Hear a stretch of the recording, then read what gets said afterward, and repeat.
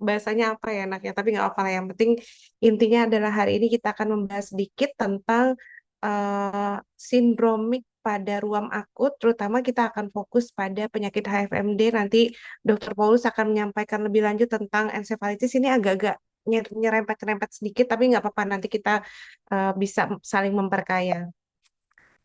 Nah, ini yang akan saya sampaikan sedikit. Saya akan berbicara sedikit tentang enterovirus supaya kita mengerti apa sih apa burdennya HFM ini, kenapa sih kita harus membicarakan, lalu bagaimana burdennya, lalu kita bicara sedikit tentang HFMD dan bagaimana pencegahannya.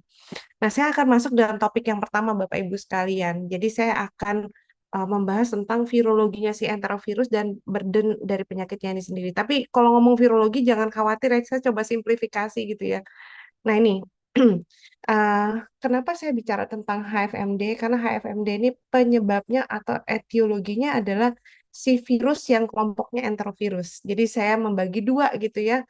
Bapak Ibu sekalian, enterovirusnya terbagi dua golongan besar. Yang pertama adalah polio enterovirus yang sering bikin gara-gara di Indonesia. Alhamdulillah kita udah dinyatakan bebas ya saat ini. Dan ini menyebabkan akut flasid paralisis. Beberapa tahun terakhir kita juga mengalami outbreak, alhamdulillah sudah selesai gitu ya. Lalu kita punya grup yang non polio enterovirus. Non polio enterovirus ini adalah penyebab infeksi yang paling banyak di manusia gitu ya. Dan kelompoknya ini adalah yang ngetop-ngetop yang saya les di sini adalah enterovirus 71, Coxsackie-virus, rhinovirus, dan biasanya menyebabkan penyakit-penyakit di bawah ini yaitu HFMD, batuk pilek, bisa sampai meningitis, ensefalitis dan juga miokarditis Bapak Ibu sekalian. Nah, ini lebih detailnya lagi, saya hanya ingin memperlihatkan bahwa WHO itu mengeluarkan nih pathogen prioritization.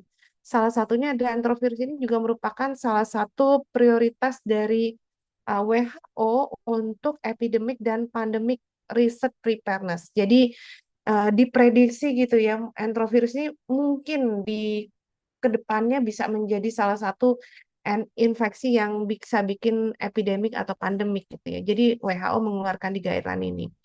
Nah, tadi seperti yang setelah saya sampaikan, enterovirus ini adalah merupakan virus yang paling banyak ditemukan di manusia gitu ya. Lalu manifestasi klinisnya bervariasi sekali, mulai dari yang ringan tadi batuk pilek sampai yang berat meningitis, miokarditis, sampai bisa akut flasid paralisis. Kita punya grup yang polio enterovirus, yang polio 1 sampai 3 gitu ya. Tapi yang akan kita fokuskan pada hari ini adalah yang non polio enterovirus. Jadi ini yang menyebabkan salah satunya etiologi dari HFMD. Nah, ini tadi yang sudah saya sampaikan, yang circulating itu beberapa jenisnya adalah rhinovirus, Coxsackie virus, enterovirus 71, enterovirus D68. Nah, saya mau kasih tunjuk dulu ke Bapak Ibu sekalian. Sebenarnya enterovirus atau non enterovirus itu ada nggak sih di Indonesia ya? Ini saya ngambil data WHO tahun 2024. Nah, ini kita bisa lihat nih yang warna pink ini adalah non polyenterovirus. Ini surveillance yang dikerjakan di eh, apa wastewater surveillance untuk polio. Kita bisa lihat di sini bahwa yang pink-pink ini adalah non polyenterovirus. Jadi nggak heran gitu ya kalau misalnya tahun kemarin 2024 itu kita mengalami outbreak karena kita lihat nih di wastewater surveillance kita bisa lihat di sini. Di sini itu ternyata ada si non polyenterovirus ini di hasil-hasil pemeriksaan kita ya. Walaupun kita lihat di sini juga polio juga masih ada nih yang tipe 2 sama tipe 3. Nah, eh, saya mau buka lihat lagi lebih detail data yang tadi Bapak Ibu sekalian. Tadi kan yang wastewater surveillance. Sekarang kita lihat yang penyebab akut flasid paralisis. Jadi akut flasid paralisis tuh kalau misalnya kita ketemu anak, utamanya saya karena saya dokter anak, ketemu lumpuh layu akut, kita kan harus ngambil sampel ya. Mungkin Bapak Ibu sekalian yang bekerja di puskesmas atau sudin gitu ya sudah hafal nih kita harus mencapai reporting AFP gitu ya. Nah, ini kalau kita lihat hasilnya, ini dari data yang AFP ini yang atas, mudah-mudahan kursor saya kelihatan ya. Sebentar, kursor saya kelihatan nggak kursor saya? Nah ini ya, eh kelihatan nggak ya, Ibu moderator kursor Terlihat dok, kursornya terlihat ya? terlihat. Oh ya, ada alhamdulillah kalau gitu ya. Nah jadi yang ini yang AFP kasus AFP gitu ya, ketika kita lihat breakdown-nya gitu ya, nah ini dia yang dia positif gitu ya, yang positif kulturnya gitu. Nah ini kita lihat hasilnya. Tapi yang setelah kita breakdown itu AFP itu dari eh, berapa nih subtotalnya 158 gitu ya. Oh, 158 itu non polyentrovirus dibandingkan dengan total sampelnya berarti berapa nih? 2.803. Jadi ada 158 kasus AFP yang kontribusinya salah satunya adalah karena non polioentrovirus. Jadi kita perlu hati-hati karena salah satunya adalah penyebab akut flasid paralisis ini mungkin juga adalah si non polioentrovirus tadi yang sudah saya sampaikan sebelumnya. Nah, apa faktanya? Literaturnya bilang bahwa betul akut flasid paralisis itu penyebabnya selain polio juga bisa disebabkan oleh FA71, enterovirus D68, Coxsackie virus, nah enterovirus jenis lain gitu ya. Yang non polio akut flasid mielitis ini juga penyebabnya macam-macam itu ya. Ada enterovirus juga. Ini polio mungkin kita udah kenal semua, tapi yang lain-lainnya nanti mungkin bisa dibahas juga oleh Dr. Paulus. Meningitis, encephalitis itu juga disebabkan oleh enterovirus ini, miokarditis, pankreatitis, bahkan di tahun 2023 itu ada outbreak di neonatus bahwa si enterovirus ini menyebabkan miokarditis gitu ya. Salah satunya adalah Coxsackie virus di sana. Nah, ini reportnya CVB16, Coxsackie virus B16. Nah, penyebab HFMD ini macam-macam nih satu bergeser macam-macam.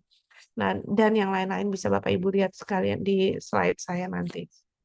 Nah, ini jadi kita bisa lihat bahwa untuk hand, foot, and mouth disease kita paling takut sama si FA71 sebenarnya karena ini suka bikin berat. Tapi yang Coxsackie, ecovirus tadi kalau lihat yang tadi itu ya itu agak serem juga gitu. Kita lihat Coxsackie virus tuh bisa menyebabkan akut flasid paralisis, bisa menyebabkan miokarditis. Jadi kita juga agak takut juga kalau ada hand, foot, and mouth disease. Walaupun sebagian besar dia adalah ringan gitu, tapi ada proporsi yang bisa menyebabkan berat. Nah, kalau kita ngomong hand, foot, and mouth disease, temennya adalah Herpangina gitu ya. Herpangina ini juga salah satunya disebabkan juga golongan oleh enterovirus 71. Nah, ini outbreak itu ternyata banyak banget gitu, nggak cuma Indonesia yang pernah mengalami outbreak, tapi bisa kita lihat di sini nih di US itu ada, di Jepang, negara-negara Eropa, bahkan di Australia juga ya. Ini walaupun sebagian besarnya HFMD, kebanyakan kasusnya, tapi ada yang berat-berat juga nih di sini. Di sini yang berat-berat yang sampai yang waktu itu yang agak serem itu di Sarawak gitu ya, ada banyak yang meninggal gitu ya. Terus satu lagi kita tahu juga di China itu banyak sekali juga yang meninggal gitu ya. Jadi ini merupakan salah satu concern kita juga. Kadang-kadang kita underdetected, tapi saya bersyukur sekali gitu ya ada surveillance berbasis sindrom dari Kementerian Kesehatan ini yang bisa membantu diagnostik itu yang sangat penting sekali. Nah, kalau orang suka bilang HFMD itu ada flu Singapura, saya mau bilang dulu bahwa itu nggak ada apa ya, kok asal-usulnya nggak terlalu jelas gitu. Kenapa sih disebut flu Singapura? Memang betul gitu ya, ada outbreak di Singapura, tapi pertamanya itu nggak dari Singapura sebenarnya, tapi pertamanya itu nih kita bisa lihat 2003 itu ada di Malaysia, mana yang paling awal. Bahkan ya 2003 itu ada di Malaysia. Jadi ini kita bisa lihat bahwa flu Singapura itu bukan dari Singapura. Oh, mohon maaf nih yang paling pertama dari Taiwan. Nah, ini jadi penyebarannya adalah seperti ini. Jadi negara Asia ini eh, banyak yang terdampak terhadap HFMD.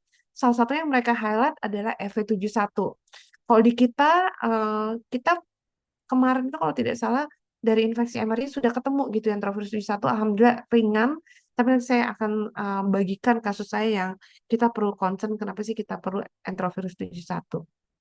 Nah, ini kenapa saya spesifik juga membahas CFMD terutama yang kaitannya dengan enterovirus 71 karena nanti terkait dan topiknya Dr. Paulus juga gitu ya.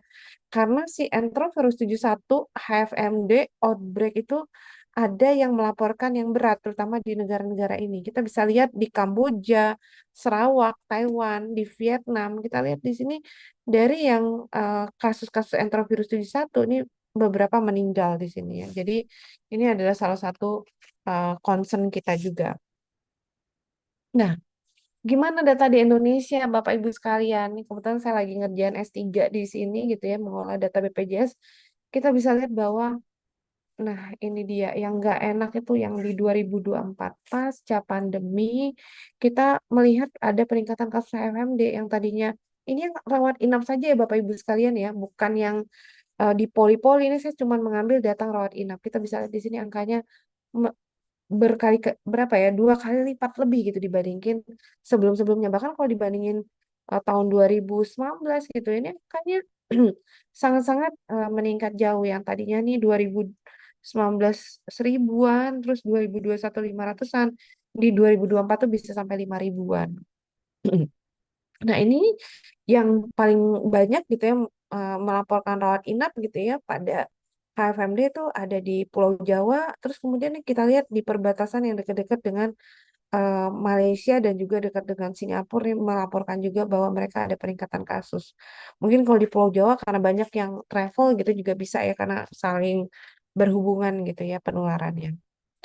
Nah, kalau ditanya lebih jauh lagi, ada nggak sih enterovirus, rinoenterovirus gitu ya di eh, Jakarta? Nah, ini kita lihat di sini bahwa ternyata angkanya ada. Ini kebetulan saya ambil data ini dari rumah sakit swasta, minta tolong sama apa vendornya nih kita bisa lihat di sini ada gitu ya yang namanya rinoenterovirus. Nah, oke, itu tadi pendahuluan. Saya mau masuk ke kasusnya. Jadi untuk mengetahui sindromik itu kita perlu mengenali uh, kasusnya itu sendiri dan diagnosis bandingnya. Mungkin Bapak Ibu sekalian kalau lihat gambar ini nggak akan lupa. Jadi kalau ini klasik banget ya kalau ketemu anak gitu ya, anaknya oke-oke aja, biasanya demamnya nggak terlalu tinggi. Terus ada bentol-bentol atau papul-papul vesikel di daerah mulut, tangan, terutama telapak tangannya, kaki, kadang-kadang ada di bokong. Nah, ini salah satu yang khas banget untuk HFMD. Saya mau highlight gitu ya, HFMD itu sebagian besar kasus ringan. Tapi kita perlu hati-hati ada beberapa yang juga bisa berat, yang salah satu etiologinya adalah EV71. Mungkin itu ya. Nah, ini pada anak-anak yang lebih kecil kita bisa juga ngeliat yang kayak gini nih kayak gini. Kadang-kadang suka ada yang telepon saya sampai kayak gini nih karena saking lesinya banyak. Ini monkeypox atau bukan gitu ya. Nah, ini kita bisa lihat nih terutama di tangan gitu ya. Terus telapak kaki, mulut, gitu ya, di bokong. Bisa kalau yang luas generalisata nih bisa sampai kayak gini nih luas di eh apa ekstremitas di badan gitu ya bisa bisa lebih luas dari sekedar mulut, tangan dan kaki saja. Oke, nah ini lebih jelas lagi bisa dilihat di sini ya papul-papul gitu ya, terutama di telapak tangan, telapak kaki gitu ya. Terus udah gitu ada yang di ini juga nih, yang di dekat anus biasanya itu khas banget untuk FMD. Nah, kadang-kadang kita juga bisa melihat spektrum yang agak berbeda gitu ya. Ini misalnya eksema koksakium gitu ya. Ini di tangan biasanya agak ya kayak mengelupas gitu. Tapi satu lagi nih yang hair pangina. Hair pangina juga perlu kita hati-hati ya. Biasanya kalau yang ruasnya muncul semua biasanya umumnya ringan. Tapi kalau yang munculnya hair pangina nih hati-hati ya. Kadang-kadang yang hair pangina ini kadang-kadang suka terkait dengan spektrum yang berat juga. Salah satu contohnya adalah terkait etiologi enterovirus 71. Nah, ini tadi HFMD generalisata dia bisa luas kayak gini gitu ya sampai kayak gini. Dan nanti saya akan jelaskan dikit gimana sih cara kita membedakan dengan varicella.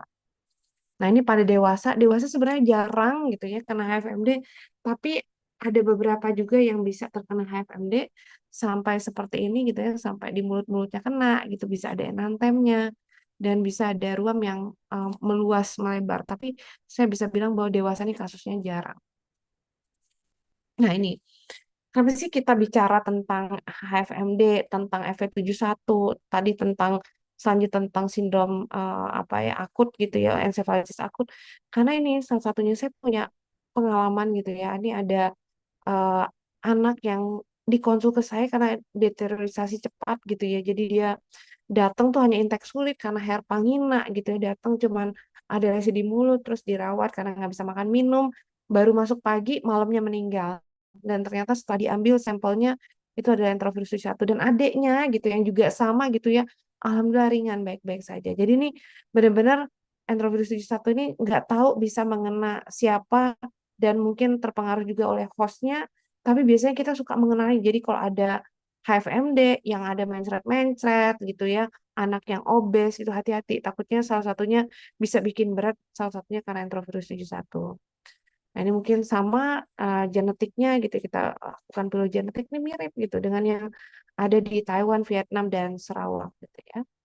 Nah, terus gimana dong cara bedain dengan varicella gitu ya. Bapak Ibu sekalian, ada yang pernah kena varicella nggak? Saya mohon bantu dong dijawab di kolom chat gitu ya. Bapak Ibu yang kena varicella, waktu kena varicella, telapak tangan sama telapak kakinya ada bentol-bentolnya atau vesikel atau ada papulnya nggak ya Bapak Ibu sekalian? Pernah ada yang di telapak tangannya, ada nggak waktu itu telapak tangan sama telapak kakinya? Nggak ada. Oke, ada yang telapak tangan telapak kakinya kena nggak waktu kena varicella? Cacar. Ada yang pernah nih dok, tapi ada juga yang nggak ada ya. Nih sudah Tapi nggak banyak sampai telapak jawaban di kaki. chat. Nah, ini salah satu kunci pentingnya adalah kalau mau bedain HFMD dengan varicella, HFMD itu biasanya dia sampai ke telapak tangan. Tapi kalau varicella, Bapak Ibu yang udah pernah kena varicella, biasanya dia nggak nyampe telapak tangan dan telapak kaki. Tapi biasanya di punggung-punggung tuh ada. Tapi telapak tangan, telapak kaki itu biasanya clear gitu ya kalau varicella. Tapi kalau HFMD biasanya telapak tangan, telapak kakinya kena gitu ya, jelas seperti yang gambar saya ini nih. Nah ini telapak tangan, telapak kakinya biasanya kena atau ada yang lebih jelas lagi. Nah ini seperti ini. Ini biasanya kalau udah kelihatan telapak tangan, telapak kakinya ada papul seperti itu, biasanya itu khas sekali untuk si HFMD. Tapi kalau varicella biasanya nggak ada. Oke. Nah, nah ini jadi sedikit tentang HFMD sama cacar gitu ya. Kalau HFMD biasanya dia lebih terfokus gitu ya, mulutnya kena, ruamnya juga biasanya terfokus di beberapa spot yang dominan walaupun bisa juga secara scatter ada di tempat lain gitu ya. Dan biasanya klinisnya kalau untuk yang spektrumnya HFMD yang ringan gitu biasanya dia demamnya cuman subfebris, terus kadang-kadang nggak demam juga gitu ya. Tapi kalau varicella biasanya demamnya jelas, terus kemudian biasanya menyebar gitu ya di seluruh badan, tapi kebalikannya dia nggak ada di telapak tangan sama telapak kaki. Jadi itu yang khas. Nah, satu lagi gimana cara bedainnya dengan monkeypox? Karena selama outbreak HFMD kemarin ada yang lesinya gede-gede, kita suka susah bedain dengan monkeypox gitu ya. Tapi kata kuncinya saya hanya mau kasih kata kuncinya saja. Monkeypox itu yang paling gampang adalah di satu waktu gitu ya lesinya itu sama semua. Jadi kan dia akan berevolusi seperti gambar yang ini ya. Jadi dia evolusi itu dari papul, terus jadi vesikel, jadi kropeng, terus lepas gitu ya. Nah, ini terjadinya um, barengan, enggak bukan barengan, jadi misalnya 1-2 hari papul aja, terus pindah lagi vesikel aja, terus pindah lagi jadi krusta atau kropeng gitu ya. Habis itu ngelupas. Udah, itu si monkeypox. Tapi kalau varicella dia ada papul, ada vesikel, ada krusta itu di satu waktu. Tapi kalau HFMD tadi khasnya adalah biasanya dia dominannya papul. Dominannya papul dan satu lagi yang khasnya dia nggak ada di telapak tangan. Nah, itu salah satu yang menurut saya bisa cukup membantu untuk mengidentifikasi. Nah, Bapak Ibu sekalian, nih WHO ini sudah mengeluarkan guide untuk clinical management dan public health response untuk HFMD. Ini alhamdulillah nanti saya akan bahas di belakang bahwa uh, kita KMK sudah mengeluarkan juga untuk surveillance berbasis sindrom. Nah, di HFMD ini dia juga menulis di sini selain HFMD, dia juga menulis Serpangina, tapi dia menulis DD yang lain. DD yang lain itu komplikasi yang lain maksud saya. Salah satunya kan septic meningitis, brainstem encephalitis dan macam-macamnya ini sampai yang berat-berat sampai bisa cardiorespiratory failure pada kasus yang berat karena pada kenyataan memang kita menemukan di dekat-dekat outbreak HFMD itu ada juga kasus-kasus yang berat. Sayangnya di Indonesia ini kita belum bisa mendeteksi gitu ya etiologinya. Nah, tapi mungkin saya sangat bersyukur dengan adanya guideline-nya. Mudah-mudahan ke depannya kita lebih bisa mendiagnosis. Karena komplikasinya HFMD ini banyak sekali, mulai dari mata, mulut, jantung, hati, pankreas, macam-macam nih semuanya. Terutama yang otak gitu ya, yang SSP itu yang kita takut, sama satu lagi cardio respiratory failure itu yang terjadi pada pasien yang tadi saya ceritakan. Nah, ini jadi kalau ada kasus HFMD, Bapak Ibu sekalian, saya mau kasih highlight dulu. HFMD itu sebagian besar adalah ringan gitu ya, ringan gitu ya. Kita harus pahami bahwa HFMD ringan supaya nggak bikin khawatir masyarakat juga dan nggak bikin khawatir orang tua, jadi nggak meningkatkan rawat inap. Jadi kita harus highlight bahwa HFMD sebagian besar ringan. Tapi kalau ada yang warning sign gitu ya, warning sign itu apa gitu ya? Warning sign-nya ada demam lebih dari 39 atau lebih dari 48 jam. Anaknya ada muntah-muntah, letargis, kelihatan irritable. Lalu kalau udah sampai ada jerk atau kejang gitu ya, ada gangguan keseimbangan, sampai sesek. Nah, ini adalah salah satunya warning sign gitu ya. Jadi kalau nggak ada warning sign, kita anggap uncomplicated gitu ya. Pasiennya kayak biasa aja, dirawat di rumah, edukasi aja gitu ya. Terus biasanya dia akan tidak menular setelah 7 hari. Tapi kalau ada yang keterlibatan di SSP atau CNS involvement, contohnya yang ini bisa menyebabkan komplikasi ensefalitis, meningitis gitu ya. Nah, ini kita perlu rawat. Salah satu terapinya mungkin kita bisa mempertimbangkan pemberian IVIG. Kalau dia sampai berat, sampai ada disregulasi dari otonom gitu ya, kadang-kadang bisa menyebabkan takikardi, hipertensi gitu ya, gangguan nafas. Nah, ini juga kita perlu intubasi, mungkin perlu support inotrop, kita perlu masukin ke ICU, dan ini juga salah satu pilihan terapinya adalah IVIG. Nah, yang terakhir yang terjadi di pasien saya, dia sampai hipotensi shock, sampai perdarahan paru gitu ya, atrial fibrilasi, gagal jantung, nggak sempat ketolong gitu. Karena kita kayak buta banget nih, sakitnya apa sih gitu ya, masuk sehari terus langsung jelek gitu ya. Di sini bisa diberikan IVIG salah satunya. Nah, ini mungkin buat jadi awareness ke kita semua sebagai tenaga medis yang bekerja di layanan terdepan. Nah, di China mereka sampai mengeluarkan ini early recognition severe cases by FV71 kalau lagi ada outbreak HFMD. Jadi ini katanya adalah untuk menemukan severe case gitu ya, kita perlu sekali mendeteksi atau merekognisi awal adanya gejala SSP dan gangguan kardiopulmoneri pada HFMD supaya kita bisa menolong pasiennya. Jadi kalau ada anak usianya kurang dari 3 tahun, lalu kemudian kurang dari 3 hari, ada tanda-tanda deteriorisasi seperti ini, demam tinggi, keterlibatan SSP, ada gangguan respirasi dan jantung, ada peningkatan leukosit, gula darah, dan asam laktat, mirip seperti sepsis sebenarnya, tapi akut banget, kurang dari 3 hari, lagi ada outbreak HFMD. Bapak Ibu sekalian jangan lupa harus cari apakah ini FV71. Jangan lupa kirim sampelnya ke rumah sakit Sentinel atau ke Kementerian Kesehatan. Nah, ini tadi saya udah singgung sedikit tentang pengobatan. Kalau yang ringan-ringan, umumnya isolasi aja di rumah, banyak minum suportif. Vitamin A mungkin bermanfaat, namun edennya belum kuat. Jadi saya selalu ngasih saran kalau misalnya luas banget gitu, sampai sariawanan semua, belum pernah dapat vitamin A, kasih vitamin A. Karena vitamin A ini kan cuma bisa kita kasih setahun sekali gitu ya. Kalau ada komplikasi, kita perlu rawat inap. Nah, ini hanya ingin menunjukkan bahwa ini perjalanannya HFMD itu bisa jadi berat ya, HFMD jadi gangguan SSP, gangguan otonom, dan terakhir cardiopulmonary failure. Jadi kita perlu hati-hati. Walaupun saya tetap harus mengencourage bahwa menggarisbawahi HFMD itu ringan, cuman bisa bikin outbreak, bisa bikin sekolah ditutup gitu ya, karena anak kepada nggak bisa masuk gitu. Tapi ada sebagian proporsi anak yang mungkin bisa terdampak dengan komplikasi yang ini, keterlibatan SSP tadi, otonomik dan cardiopulmonary failure. Dan ini kita butuh banget mengenali dengan tadi warning sign yang sudah saya sampaikan sebelumnya.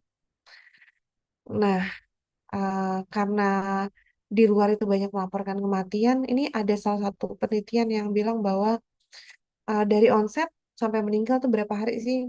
Ini rata-rata dihitung paling banyak itu meninggal di usia 3 hari, di usia, di apa onset 3 hari. Ada juga yang melaporkan di 2 hari. Jadi paling banyak 2 sampai 4 hari. Walaupun ada yang di 1 hari itu ada yang meninggal. Nah, tapi secara kesimpulan 88,73% meninggal dalam onset 5 hari. Saya baru dapat pasien bulan lalu, Bapak Ibu sekalian. Jadi saya dapat rujukan masuk gitu ya, dirawat. Ini kakaknya, kakaknya itu demam tinggi, terus kebetulan ibunya takut gitu, kejang. Kenapa sih tiba-tiba pas saya lihat anak baik-baik saja gitu, kenapa ibunya mau datang gitu ya, minta dirujuk karena baru 3 hari adiknya meninggal. Adiknya meninggal itu datang intake sulit sariawan gitu ya, terus kemudian ada mencret, terus besoknya itu nggak sadar, terintubasi, terus 3 hari itu meninggal.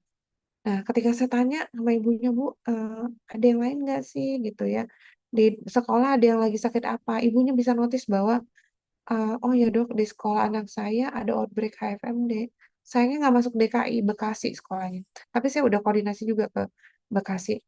Jadi HFMD katanya. Dan dia habis ngejenguk temannya yang sakit HFMD. Nah, ini agak salah kaprah ya Bapak Ibu sekalian ya. Jadi kalau ada temen yang sakit HFMD nggak usah iseng gitu di apa dijenguk gitu karena HFMD itu menular sekali. Nah, ini pada kasus yang berat gitu ya bisa menyebabkan sequela, bisa jadi nervus paralysis, gangguan pernafasan, dan ini juga menyebabkan gangguan neurodevelopmental, terutama yang enterovirus 71 kalau terkena. Kalau yang Coxsackie itu kita juga hati-hati bisa menyebabkan miokarditis gitu ya. Nah, ini hanya ingin memperlihatkan bahwa anak-anak yang kena HFMD dan EV71 bisa menyebabkan tadi sequela jangka panjang. Nah, kalau di luar gitu ya, ini ada case reporting form-nya. Nah, kita ayo, saya mengencourage semua rumah sakit gitu ya, nanti Dr. Paulus bisa meng-highlight lagi. Kalau ketemu HFMD, ada outbreak HFMD, atau ada kasus gitu ya, ruam yang berat gitu, ruam akut seperti HFMD yang berat, ayo kita cari FV71 gitu ya. Terus juga kalau ada orang yang sakit berat gitu ya, anak yang sakit berat, terutama susunan saraf pusat yang berkontak dengan misalnya outbreak KFMD, mohon bantuannya untuk apa di raising case-nya ke Kementerian Kesehatan supaya bisa tahu gitu ya. Nah, ini seroprevalence di Bandung, nih saya bisa lihat seroprevalennya tuh ternyata 99,3% Bapak Ibu sekalian. Jadi ini pada anak-anak gitu ya diambil 6 sampai 71 bulan, dilihat ternyata di rural dan urban itu sama 99,3% positif dan kita nggak bisa mendeteksi apakah ada yang berat atau tidak karena tidak terdeteksi. Ini di Cina gitu ya kasusnya. Kita bisa lihat bahwa makin besar usia jadi seropositivity-nya makin besar.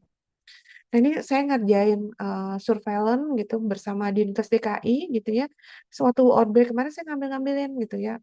Yang outbreak kita periksain swabnya gitu bersama beberapa RSUD dan Puskesmas DKI Jakarta. Kita lihat di sini bahwa eh, yang ketemu lesi hand, foot and mouth disease gitu kan 161 anak yang didiagnosis clinically AFMD itu 81 yang enterovirusnya positif. Jadi 50% yang enterovirusnya positif.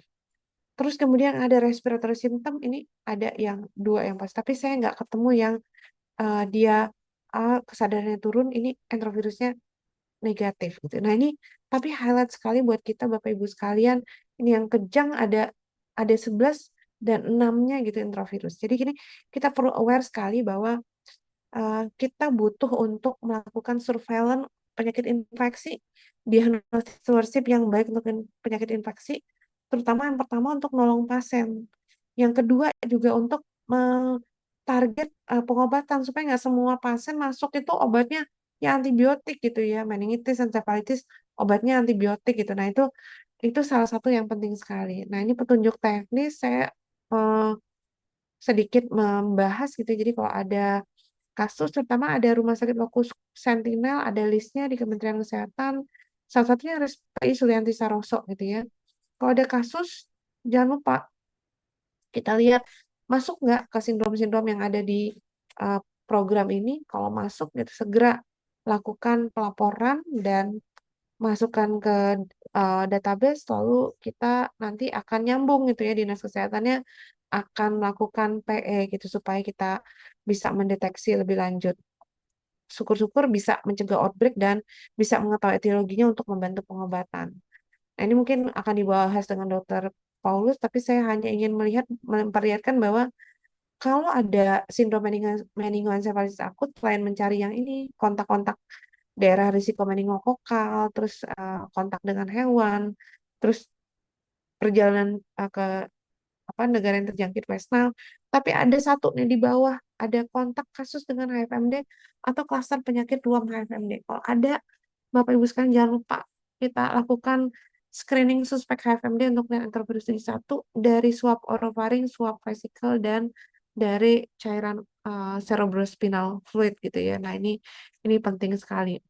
Satu lagi ini juga kalau ada demam akut gitu ya, munculnya demam disertai ruam makulopapular dan atau vesikel secara mendadak kurang dari 14 hari dengan atau tanpa disertai gejala lain, dan jangan lupa singkirkan dulu varicella, campak, rubella, atau riwayat alergi obat. Insya Allah varicella tadi udah bisa ya Bapak Ibu sekalian ya untuk bedain varicella dan HFMD. Kalau ada yang seperti ini masukin ke surveillance sentinelnya Kementerian Kesehatan, kita perlu detect enterovirus 71. Baik, yang terakhir prevention.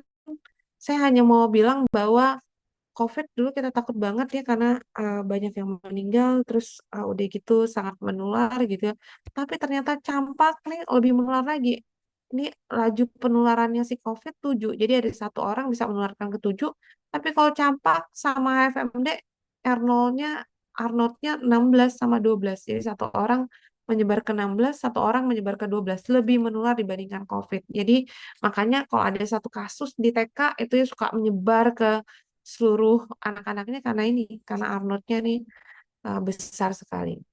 Nah, ini di luar di Hong Kong nih mereka nih ada bikin iklan gimana sih cara mencegah kalau lagi outbreak, cuci tangan yang sering, buang sampah terutama misalnya ada tisu dan sebagainya ke kotak sampah, nggak sharing-sharing makanan nih anak-anak kecil. Terus kalau lagi outbreak jangan main di playground karena nempel-nempel gitu ya vesikelnya di tempat mainan. Nah, ini mainannya dibersihkan. Terus jangan lupa tutup hidung dan mulut ketika bersin. Jadi etika batuk dan bersin gitu ya ini perlu. Tapi berita baiknya dengan cuci tangan, isolasi kasus, menutup sekolah gitu ya. eh, apa jadi kita bisa menurunkan angka komplikasi dan juga mortality rate karena HFMD yang berat tadi. Nah, ini masa menularnya eh, biasanya di minggu pertama gitu ya. Jadi ini menular biasanya kita pukul rata lah 7 hari gitu ya, supaya nggak menyebarkan ke teman-teman yang lain. Nah, satu lagi kita punya vaksin Bapak Ibu sekalian yang sudah di-approve BPOM itu adalah yang nomor 1 yang dari Sinovac yang sudah ada di Indonesia. Mungkin di tahun kemarin tuh pasien saya di swasta banyak banget gitu ya yang minta anaknya divaksin apa HFMD. Tapi saya mau highlight di sini vaksin Sinovac ini yang sudah diregistri di kita nih melindungi untuk HFMD yang berat atau yang disebabkan oleh enterovirus 1. Dia tidak bisa melindungi karena etiologi yang lain. Jadi HFMD yang lain contohnya kayak Coxsackie virus dia tidak bisa melindungi. Tapi paling enggak dia bisa melindungi karena yang beratnya karena EV71. Sebenarnya kalau kita kan kalau yang ringan-ringan ya kalau kena penyakit ya udah gitu ya. Tapi kita nggak mau kena yang berat. Jadi yang EV71-nya. Jadi dia bisa melindungi terhadap yang EV71. Nah, ini vaksinnya cukup baik karena perlindungannya efikasinya sampai 94,8% terhadap hospitalisasi lebih kurang 100% gitu ya. Dan ini yang tadi saya highlight, dia tidak punya cross proteksi dengan enterovirus yang lain, termasuk Coxsackie virus. Tapi saya lagi-lagi mau meng-highlight bahwa kita pentingnya untuk mencegah yang berat, salah satunya adalah enterovirus 71. Nah, ini apa? eh, kita lihat cukup aman juga adverse effect-nya atau KIPI-nya itu mirip-mirip ya, demam, diare gitu ya. Mirip lah dengan vaksin lain. Jadi cukup aman gitu ya. Dan ini dia bisa mengcover semua genotype-nya enterovirus 1, tapi saya menghalang lagi dia tidak bisa mengcover Coxsackie virus dan perlindungannya panjang sampai 5 bulan, sampai 5 bulan, sampai 5 tahun nih kita lihat masih bagus sih, mungkin kalau dilanjutin kita bisa lihat nanti di kedepannya apakah masih baik atau tidak, tapi paling enggak di masa kanak-kanak bisa terlindungi selama 5 tahun. Ini yang sudah implementasi di Thailand sama China, kita bisa di sini bahwa KIPI-nya juga ringan-ringan, rata-rata grade 1 dan grade 2, tidak ada yang severe. Terus kemudian ketika diimplementasikan vaksinnya kasusnya turun gitu ya. Jadi yang kelihatan adalah FV71-nya yang berat itu turun, yang non FV71-nya uh, tergantikan sama yang non FV71, lebih dominan yang non FV71. Nah, tapi secara umum kita lihat di sini ketika dipakai vaksinnya ini menurun kematiannya. Jadi bisa kita lihat bahwa dia mengurangi kematian sebanyak dari 51% ke 85%. Nah, ini kita hanya ingin menunjukkan bahwa terhadap enterovirus 71 baik sekali, karena enterovirus 71 ini ada yang menyebabkan yang berat. Jadi ini merupakan salah satu juga kalau kita uh, apa ya lihat di uh, pipeline pencegahan enterovirus 71 ini adalah salah satunya vaksin. Tapi dia tidak bisa mencegah virus. Karena kita tahu tadi HFMD penyebabnya tidak cuma FV71 tapi virus. Mungkin sekian dari saya. Mudah-mudahan bermanfaat. Saya kembalikan ke moderator. Nanti kita bisa lanjutkan tanya jawab selanjutnya. Terima kasih. Assalamualaikum warahmatullahi wabarakatuh.